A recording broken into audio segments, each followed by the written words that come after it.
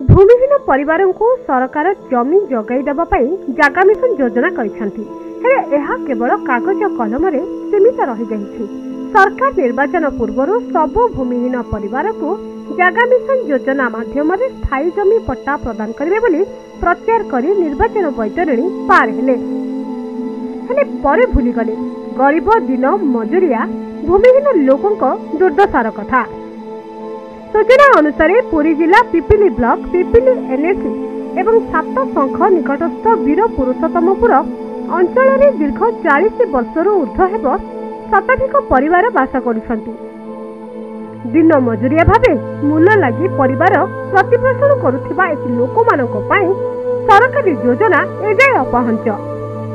निजस्व जमीबाड़ी नथिबारु सरकारी जागा किंबा कोनोसी लोकंक दयारु मिलुथिबा स्थान उपरे घाटी माटी रे घर तैयारी करी बसवास करुथिले। हेले फन्नी बात्यारे से सबु भांगी जाइथिबा बेले एबे छिंडा पॉलिथिन तळे बितुछि जीवन।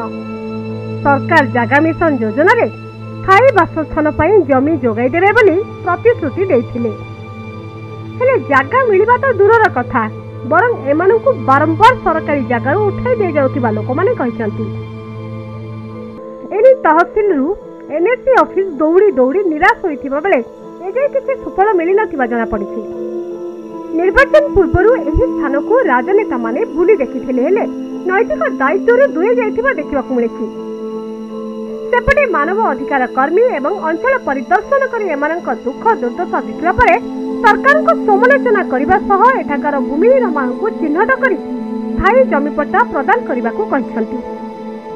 एबे देखिबाकु बाकी रहिला कि केबे एही लोकमानकु योजना रे अंतर्भुक्त करी सेमानकु स्थायी जमीपट्टा प्रदान करा जाउछि। एमती तो सरकारी जगह पड़ी 40 वर्ष होला पइलानु केते नेता भी एमती गलोनी समस्ते कहती भूमि स्थान टे दे बोली कहीं दौना किंतु भोट बेले समस्त आसिकी राजा होती आज दबु काली दबु आमको भोट खंडक दियो आम तुमको जगह खंडक देदेबू या करूँ ता करूँ समस्ते एमती कहते किसी सुविधा ना गवर्नमेंट तरफ कौन सुविधा ना मो कुड़िया कि मो योजना है केते कौन आउची कहले मोर गोटे हाथ इंजर्ड होती कहले हैंडिकैप सर्टिफिकेट तुम जगह खंडे हो सेतक भी सारे आप्लाई कले सेतक भी हो पारानी सारे आम यही बासस्थान खंडे जदि मिलता ताले आम टे बहुत उपकृत हाँ बोली ये आशा करूँ। भाष दरकार भूमिहीन को आमको माटी दरकार घर टे दरकार सरकार को ये आम अनुरोध करुचु आम मुंड गुंजा को आमको घर निहाती दरकार भाषा दाबी करुचु तो कौन कर घर केमी आमको मिल आमर सिलेक्शन होता 70 जन एलआरसी देवाई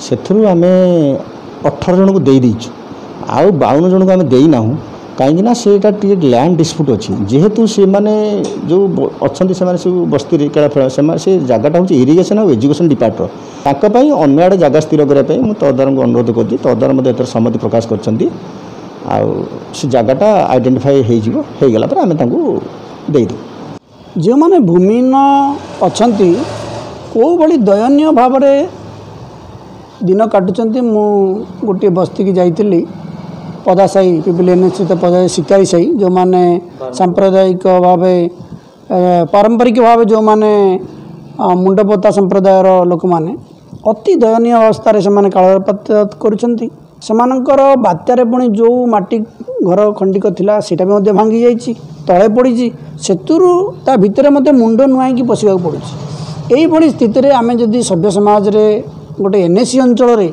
एभली भाव रे लोक मानको देखिबा ताले आमे किभली कहबा आम देश बा आम राज्य विकास होइछि बोली।